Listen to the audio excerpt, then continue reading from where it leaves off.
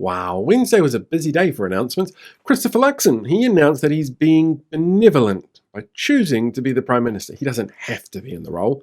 Carmel Sepuloni reminded Nicola Willis that she'd announced the end of the Grocery Commissioner, which Willis denied on breakfast, so Carmel produced the press release for the media, and now the media was ripping into Willis at the stand-up this afternoon, making her look kind of inept, but I mean, she should be used to that. Oh, the OCR was moved, which is weird because I've got this flyer from National that tells me that they're the party that controls inflation and interest rates, and well, here's the Reserve Bank pushing up interest rates to combat the expected increase in inflation to be announced at the end of the month.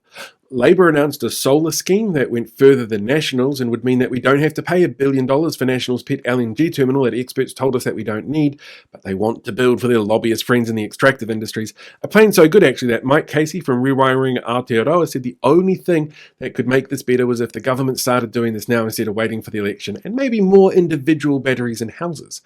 And ACT announced a tough on crime policy. That's right, the party happy to repeal gun safety laws changed after they were manipulated by a monster who murdered 51 people. The party that not only was happy to accept donations from a man who wanted to blow up mosque after mosque according to his own social media feed, it was a party that also hid the fact that their president was a pedophile through manipulation of name suppression laws last elections, because if his name was released, it would impact ACT's ability to be elected. That was the actual argument that lawyers used to make sure Tim Jago got his name suppression. Well, they want to bring in 3 strikes laws for burglary, which is exactly the sort of idiotic policy that morons who support the coalition think is good policy making despite all of the evidence to the contrary. You see, for a start, the judiciary hate these laws because it stops judges from meaningfully weighing circumstances in their process, which is what a judge should do. So issues like mental health crises or severe cognitive impairments, extreme traumatic history, or addiction, which can be mitigating factors for what's happened, they can be exacerbated or ignored within the prison system because of mandatory minimums not ever dealing with those root causes. Or the fact that the High Court has ruled that 3-strike laws break human rights protections against cruel, degrading, and disproportionately severe treatment. And because it takes power away from a judge, it actually hands it to prosecutors who get to decide what someone is being charged for. They get to decide this behind closed doors. So it removes public accountability of a hearing. And that's before we even look at the decades of data that show these do not bring down crime rates at all, from all over the world. And that's because the whole thing is predicated on a lie, that those involved in this crime are making a rational choice. Police data shows that the majority of burglaries are done by people looking for a fix for an immediate need. So it might be something like stealing stuff to hock off for money, for food, or for substances if they've got an addiction issue. The impulsive actions for a deterrent to work. The perpetrator actually has to believe that they're going to be caught, and no burglar is breaking in anywhere on an impulse, believing they're going to get caught no matter the reason that they use to justify that action. And then there's the side effects of escalation potential. Okay, so someone who's trapped knows that they're going down and they've got nothing to lose. By escalating their behavior, they're going to get the same punishment anyway. So in their mind, what's the difference between our current 10-year maximum penalty for burglary or 10-year minimum for murder? Of course, there are alternatives, but they're not often as immediate in their outcomes, like focused deterrence. The chances are that these people that would be up for a 3rd strike are repeat offenders that are already known to the police. So bringing them in and giving them a hyper-targeted message of, we know who you are, and we're watching you, and you've got a choice, here's a lifeline. Well, it offers an alternative and reminds them of their choices, but analysis of this method has actually shown it can lead to a rapid drop in local crime. There's wraparound service increasing, expanding addiction services and tackling the drivers of poverty. It removes those economic drivers of crimes, and data from the Alcohol and Other Drug Court shows that this is highly effective. Helping remind people of target hardening techniques as well has also been shown to reduce crime rates. That's, public notices reminding people to lock doors and windows, to having big bolts on your doors and windows, or notifications around the place that there's cameras in the area, motion sensor lights, and timers for internal lights. Also, neighborhood watch. It's that as well, working in practice.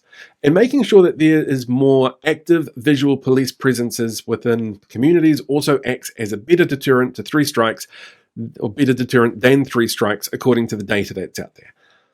But, well, let's face facts, the coalition doesn't believe in handouts like wraparound services. They like handouts from millionaires to keep doing what they're doing, but, free stuff Nah. Money for pedophile hiding? Yeah. Free stuff for poor people? No. And of course, if you want more police, then you need to pay them more, and that's part of the reason why gang numbers are now higher than police numbers and Kiwi cops are heading over to Aussie. The truth is, the data shows us that crime rates actually overall remain pretty consistent over time, but more people end up behind bars while National's in power, while police proceedings actually drop under Labour. But even a simple graph that records crimes is misleading because the increase in crimes in the last 2 years of Labour's term were down to the introduction of things like new domestic violence laws and approaches in 2021. But on paper, that still looks like crime, even though the height of reporting for Labour was still lower than the height of reporting under the Key government before it. Crime rates are driven by deep-seated social factors like addiction, poverty, global tech shifts like online fraud, and remain relatively stable regardless of who is in the beehive. That graph before, it worked in a field of 1.5% fluctuations in data sets over 20 years.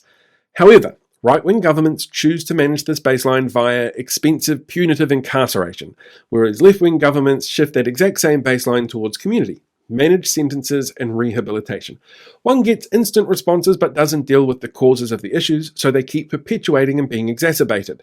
The other takes time because the causes of the issues are complex, and the right feel that this means nothing is happening because, well, based on the comments that I've been receiving the last couple of days, it's almost like they've got the instant gratification needs of a toddler.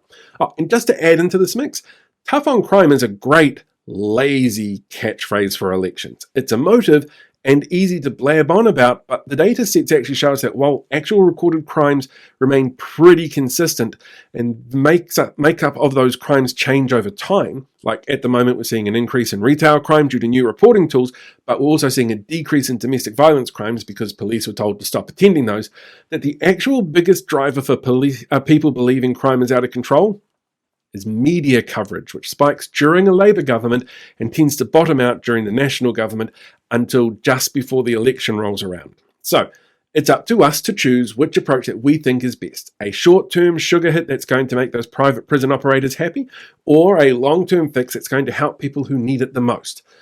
But you can't have your say if your details aren't up to date with the Electoral Commission. So, please make sure you head to vote.nz, check that your details are up to date today, remind everybody else to do that as well, and then you get to have a say on how tough on crime things are going to be in the future. Hello there, Kia ora podcast listeners. This was a really fascinating one because I've done this same basic story a number of times over the years with the whole tough on crime rhetoric not actually working. It's tough on criminals, but it's not tough on crime and the drivers of crime, and it's a very right-wing approach to how you deal with criminal activity. You lock people up and throw away the key without actually dealing with the issues that cause the crime, and of course that's just a repetitive cycle that the only people that really benefit from it are the people who get paid to have people locked up in prisons, and that's horrifying. It's absolutely disgusting that is something that we would allow to happen, but that's what happens when you vote in a right-wing government that promises to be tough on crime. It is, it's dumb. It is really just stupid. So I wanted to focus on ACT's announcement today because, as I said at the beginning, there's a ton of stuff that came through. The solar stuff was really interesting. I was talking to a mate who's a Sparky who does solar installations, and he said to me, he actually said his exact words were, "Can you please tell Chippy he's missed the mark on one thing, and that was batteries in people's houses. Making sure you have more batteries in people's houses is the way to make sure that solar power is going to be better for everyone. And if you had, say, bought a battery and then you get a discount on a solar panel, that would be really helpful." So I thought that's some really good feedback. But yeah, it was interesting seeing that one. It was interesting seeing the debate thing this morning and then the follow through this afternoon with Carmel and Nicola Willis. And it started off with that god-awful, I don't need to be here, sort of smarmy, frustrating moment from Chris Luxon. So lots of stupid announcements today. But I think the announcement that actually pissed me off the most was the finding from the Advertising Standards Authority, which I'm finding really interesting because it's been sent to other people, but it hasn't been sent to me yet. And maybe it's because I did two things with the Advertising Standards Authority. I don't know. But the first one that came back was about the billboards that National has put up, where they are claiming really specifically that that the opposition are going to triple your taxes, and the ASA has come back going, well, no, that's an opinion. It's not a promise.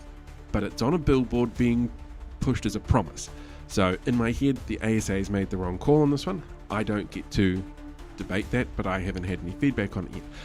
But the thing I found really fun, like for me, little personal bonus, because this is something I've been driving, they got 52 similar complaints. And I'm just like, yes. I'm really glad that people are out there pushing it, because it is the sort of thing that we need to keep reminding the public about as we go into the election period, because we're less than a month away now from the regulated period for the election. And this is when the government the coalition that has all the money, just throws it all at people. So we need to be really wary and not let them wear us down. And it's exhausting. It is exhausting. Anyway, I'm going to tie it up there. I've got other things to do. I've got to go job hunting this week. And then I'm off to the ski field this weekend, and I'm going to deal with snow. Yay. All right, until next time, look after yourselves. Ka kite anō. Catch you guys later.